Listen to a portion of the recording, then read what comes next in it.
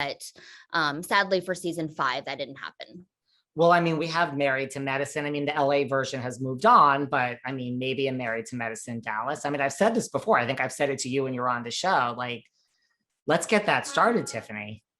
Yes. I don't know who the first person was, but it was sort of like after all that stuff came out that I quit. And then the show was put on hiatus. And I would get comments on my social media that said, give us Married to Medicine Dallas, or can Tiffany have her own spinoff? So I have heard that comment before, but I don't know what's happening with that. I don't know. Do you have a phone to call someone to make that happen, or how does that work? I was just going to say, listen, let me add this to my to-do list and look into this for you. Like, listen, we'll work out our percentage. I just need like a little percent on the side, Tiffany. Do you think like the world's like got an accurate like perception of you, like other than, you know, the fact that we didn't show your career and that you filmed probably like 15-hour days and then like slept for an hour and went to the hospital and like operated in scrubs during Corona? Despite that, like, do you think we got like, do you think like what's the biggest misperception of you, or like what were you hoping, or do you think we got it right? Like the world knows who you are? I think mostly what was shown of me is pretty accurate.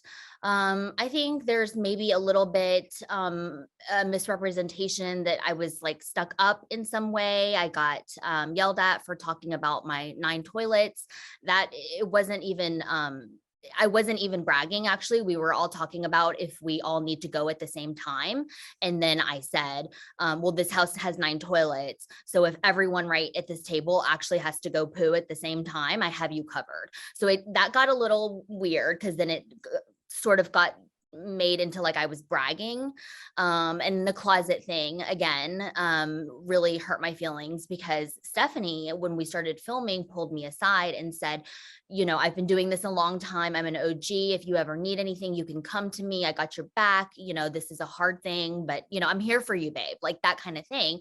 And so then when it aired and she was like, oh, I thought her closet tour was really tacky or obnoxious or whatever, I was like, oh, that's interesting, because that is not what you said to me at the time. So I think I just didn't get like how this went, you know, that you film, then 3 or 4 months later, you see it back. Everything's not always as you remember.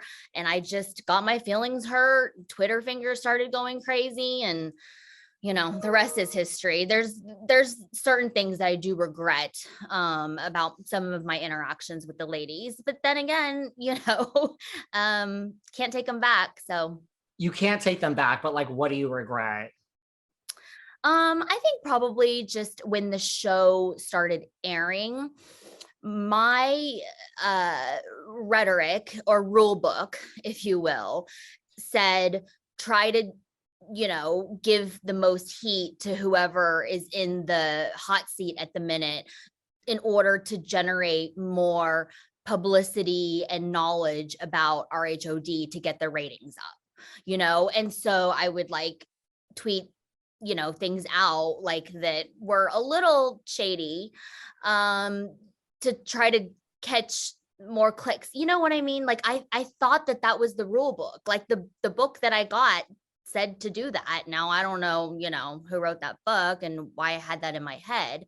And then after that happened, it just sort of, everything just sort of devolved from there. You know, it's like you have this really nice sweater and there's one little string that's kind of hanging out. And so you pull it and then the whole thing unravels. And now you have like a big hole in your sweater when you should have just probably left the little string that no one even noticed. That's how I feel RHOD was. I get it. It's like people don't realize like you're thrown into the lion's den. You get hired, but there's no one, you know, maybe you have a good friend like D'Andra, but no one is saying like, Tiffany, do this, do that. It's like, it is sink or swim. Like you either figure it out. And so it's almost like you're saying like you necessarily didn't feel some of these things in the beginning of like angst. You just thought the rule book was like, let me get on Twitter and let me drum up some, you know, attention to the show. Cause I mean, who wouldn't want that? And then, like you said, the sweater just unraveled. It just unraveled. And then I was looking at a big old hole and I was like, oh my God, I should have just left that thread alone. So you regret your social media, some of your social media stuff? Some of it, afterwards. not all of it. Like when Carrie called me a snake, I was like, excuse me? Like you were a bitch to me all season and now you're calling me a snake? Like, no, no, no, no, no. And that necklace is hideous, by the way. So I don't regret that tweet at all. You're like, no, thank you. No, thank you. $1,400. I was like, but I will donate that to the SPCA because I'm feeling extra generous today. Well, that's nice. Do you think, listen, Dorinda's on a pause. We've used the word hiatus here a few times. I mean, do you think that is a true use of the word? I mean, is Dallas canceled or is Dallas on this hiatus, air quotes? No, I don't think it's canceled. I mean, I don't know, but the truth is that I think it is on hiatus. I think that like Miami, when the right cast comes along and the right production team to make it all gel together, that it could very well come back. I mean, I heard Miami's doing amazingly. I haven't watched all of it, just like the first few episodes, but they made a comeback, so Dallas could too. I would agree. Miami is doing well and there's a lot of buzz and the ratings for Peacock are good. And so, especially with Peacock in the mix, you really think like a Miami helps maybe the future of Dallas, the success of Miami. Yeah, I really think that.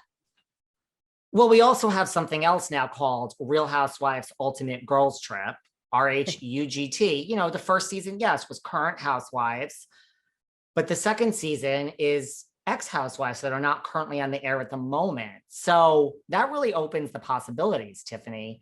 I mean, if you got a call for Real Housewives Ultimate Girls Trip, would you say yes?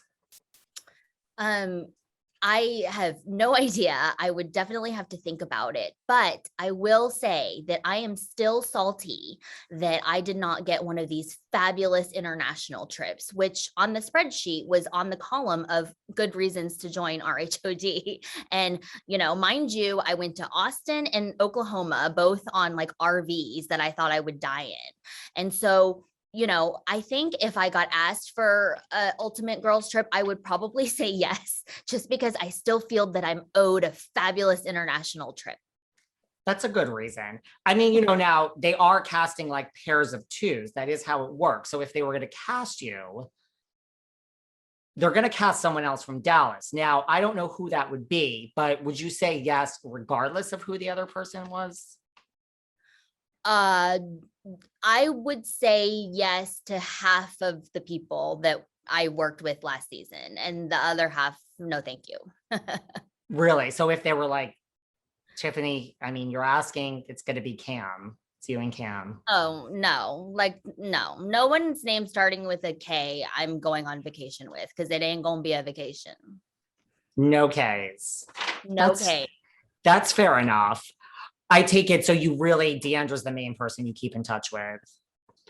Yeah, Deandra, I keep in touch with. Brandy and I text here and there. Stephanie, I see her sometimes at charity events because Travis and I sit on the same board for a domestic violence organization. So all of those people I would be fine to go on a girls trip with.